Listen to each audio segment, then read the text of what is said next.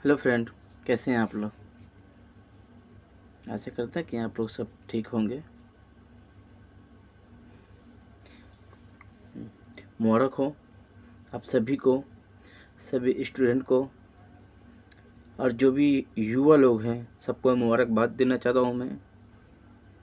जिस तरह से हमारे जंतर मंतर पे या ऑल इंडिया में हर जगह भी स्टार्ट हो गया, मगर मेन जंतर मंतर से स्टार्ट हुआ, तो हम हर एक स्टूडेंट, हर एक युवा शक्ति को मुबारकबाद देना चाहते हैं। आप लोग को बधाई हो कि आप लोग ने पहला स्टेप, जो धर्मेंद्र प्रधान का इस्तीफ़ा मांग रहे थे,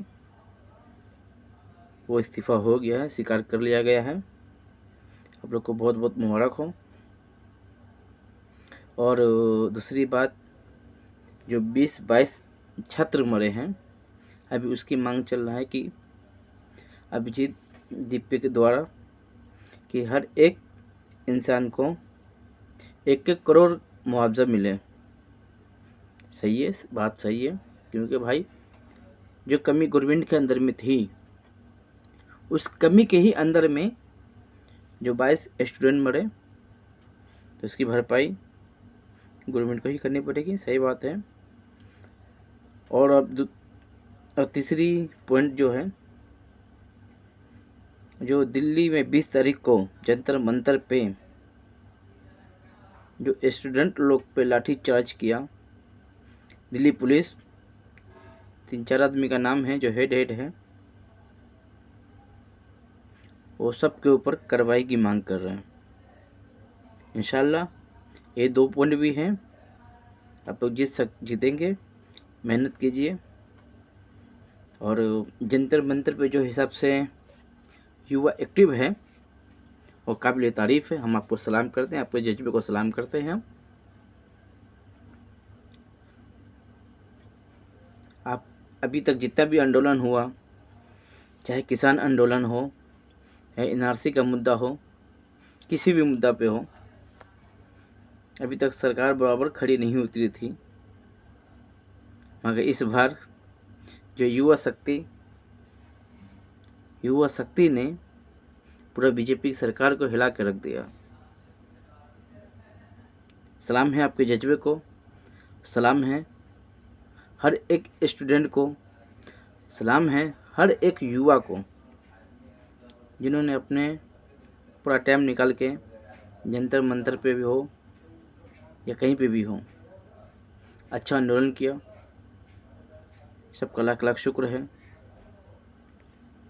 आप लोग का बहुत बेहतरीन था। जंतर मंतर पे हुआ, बिहार में भी बहुत सारा जगह हुआ, पटना में हुआ, मधुबनी में हुआ, दरभंगा में हुआ, यूपी में हुआ, हर स्टेट में हुआ, हैदराबाद में हुआ, कोलकाता में हुआ। मगर जो मेन जो शुरुआत है, वो जंतर मंतर से ही शुरुआत हुआ है। इसके लिए मेन अड्डा समझिए जंतर मंतर ही है, जो युवा की आवाज़ बुलंद हुआ। मोदी सरकार भी समझिए बहुत अच्छे टाइम पे इस्तीफ़ा दे भी दिए। अगर इस्तीफ़ा नहीं देते तो 25 तारीख के बाद, आज के बाद 7 मई मोदी सरकार का भी इस्तीफ़ा मांगती।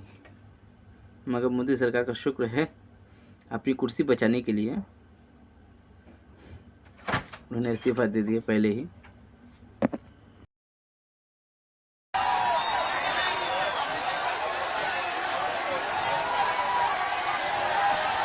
We have done it! We have done it!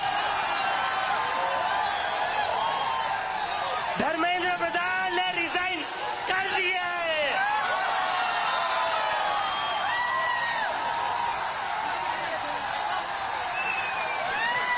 We have bloody done it! क्या कहते थे ये? क्या कहते थे? इस सरकार में इस्तीफे नहीं होते। क्या कहते थे? इस सरकार में इस्तीफे नहीं होते। और जिस तरीके से जंतर मंतर पे हर एक इंसान थे, हिंदू भी थे, मुस्लिम भी थे, सिख भी थे, ईसाई भी थे, हर एक समाज के लोग थे। वहाँ कोई राजनीतिक पार्टी का मुद्दा नहीं था, वहाँ एजुकेशन का मसला था। एजुकेशन हर एक समाज में पढ़ा जाता है, हर एक समाज के लिए है। हम तो सलाम करते हैं सब स्टूडेंट को। जिस हिसाब से मोदी सरकार ने सोचा कि जातिवादी हम करवा देते हैं, हिंदू मुस्लिम करवा देते हैं इस प्रोटेस्ट को, मगर ऐसा नहीं हो पाया।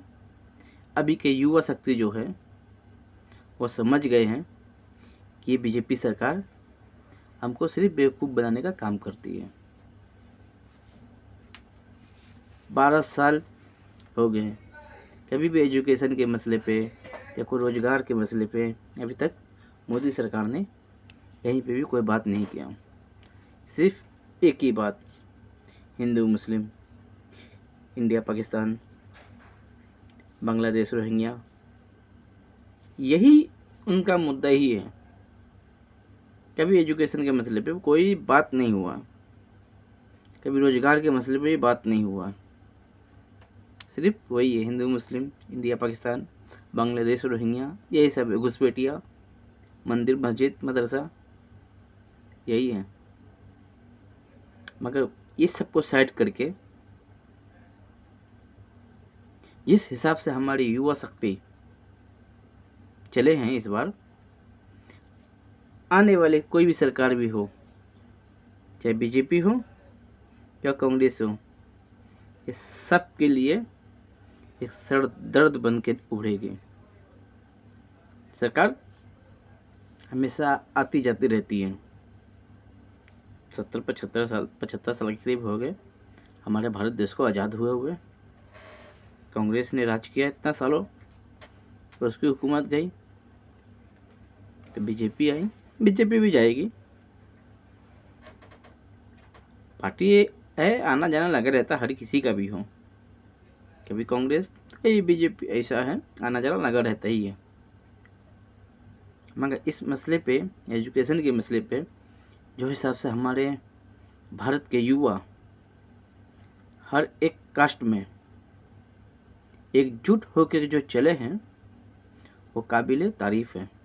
हम सलाम करते हैं हर एक युवा को, हर एक स्टूडेंट को, जिन्होंने जात पात को छोड़ करके अपने मसले मसाइल पे इस प्रोटेस्ट को आगे बढ़ाए।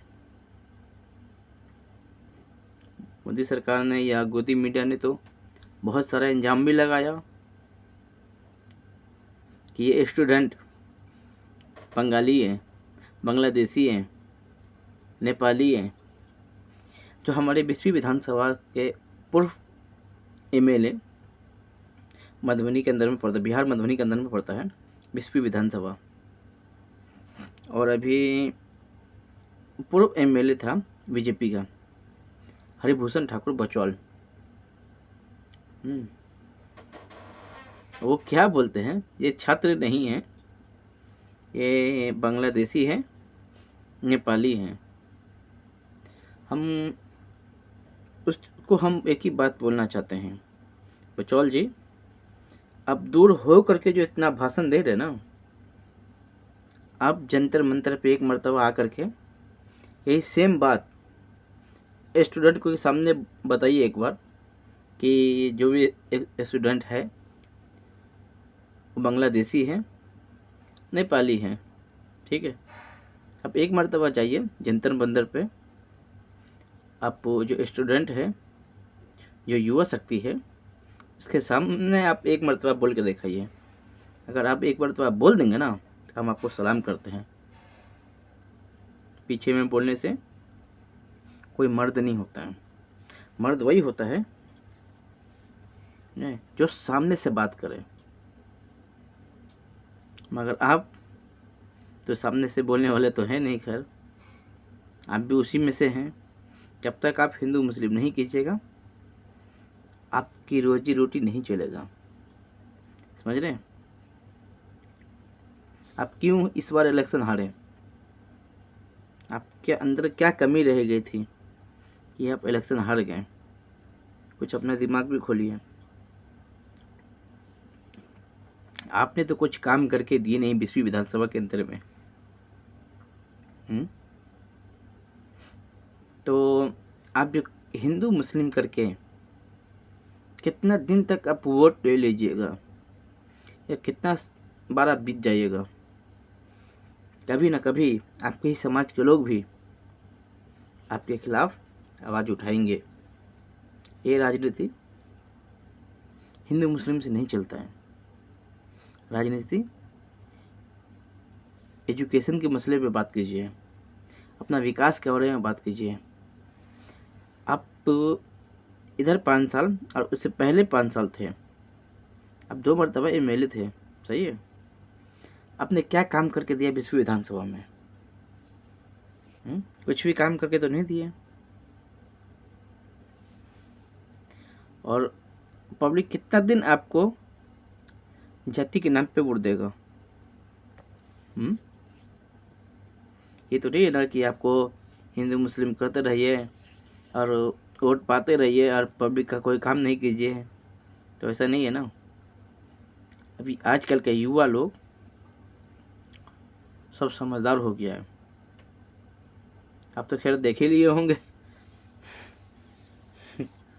जंतर मंतर पे। बचौल जी कुछ सीखिए। अभी भी आप राजनीति कीजिए, विकास के मुद्दे पे राजनीति कीजिए, जातिवादी के ऊपर राजनीति नहीं कीजिए। ये तो आप हमेशा हारिएगा। क्योंकि पहले का जो युवा लोग आदमी लोग था वो दे दिया आपको जाति के नाम पे, मगर अभी कोई भी नहीं देगा। आप काम करके दिखाइए ना, आप काम करके दिखाइए। आपको हर एक इंसान आपको चॉइस करेगा, हर एक इंसान आपको वोट देगा। आपको हिंदू मुस्लिम करने की जरूरत नहीं है। आप काम कीजिए, मुस्लिम समाज भी आपको वोट देगा। क्यों नहीं देगा? काम कीजिए ना। अभी जो फैयाज साहब के बेटे आसिफ अहमद जो जीते हुए हैं, सही है, पहली मरतबा खड़े हुए हैं। उसका फैयाज साहब तो 2 मरतबा एमएलए रह चुके हैं, अभी राज्यसभा सांसद हैं। उसका आसिफ अहमद जो है फर्स्ट टाइम है, फर्स्ट टाइम में जीत कर निकल गया। क्यों? किससे जीता? आपका हिंदू वोट लेकर आया वो आसिफ अहमद, तो जीता। किस वजह से जीता? आसिफ अहमद ने उस हिंदू समाज से हो या मुस्लिम समाज से हो, हर एक जगह सबसे मिला, सबका दुख देखा, क्या दिक्कत है, सबसे मिला, हर एक कास्ट से मिला। ये ना कि सिर्फ मुस्लिम है तो मुस्लिम से मिला। मुस्लिम से ज़्यादा तो मैं समझता हूँ कि हिंदू से मिला, हिंदू का समस्या क्या है वो पूरा किया, तभी इसको हिंदू समाज ने भरपूर वोट दिया। भरपूर वोट देने का मतलब कि आप हो गए, समझ रहे हैं?